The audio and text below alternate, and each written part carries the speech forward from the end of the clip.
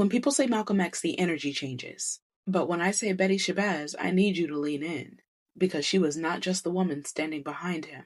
She was a woman with her own spine, her own mind, her own ambitions. Long before history forced her into the spotlight, Betty Shabazz was born Betty Sanders in 1934 in Detroit. Adopted into a stable black family. She was serious about school. Disciplined, intentional. She went to Tuskegee Institute, then moved to New York to study nursing. And that's where she met Malcolm. And their relationship wasn't soft and cinematic, it was layered. She admired his intellect, his clarity, his fire. He admired her steadiness, her composure, her intelligence. And they built a family inside a movement. And that means something. Because it's easy to romanticize revolution and forget that people were also cooking dinner, changing diapers, and trying to make rent. They had 6 daughters. 6. And if you listen to interviews from their children, you hear laughter, structure, rules, love. And he wasn't just Malcolm X the orator. He was dad. That's the part people forget. Now, yes, the tragedy is real. February 14th, 1965. Their house is firebombed while Betty and the children are inside. And 7 days later, Malcolm is assassinated at the Audubon Ballroom. And she's there. She's pregnant with their twins. Their 4 daughters were present as well. She was 29 years old.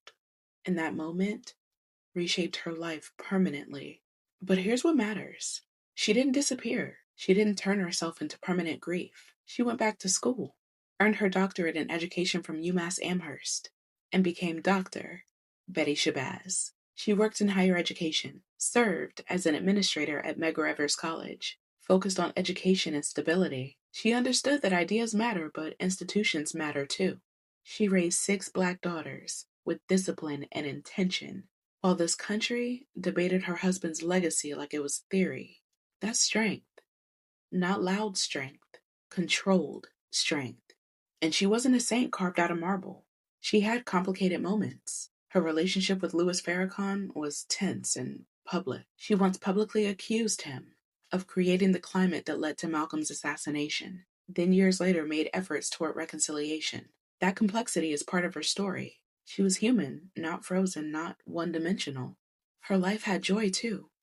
She saw her daughters graduate. She saw them become writers, scholars, activists. She saw Malcolm's name move from dangerous radical to required reading. She lived long enough to witness this country slowly wrestling with the ideas that made her husband a target. Now in 1997, her grandson set a fire in her apartment. She suffered severe burns and later passed from complications. That ending was painful, but that is not her whole story.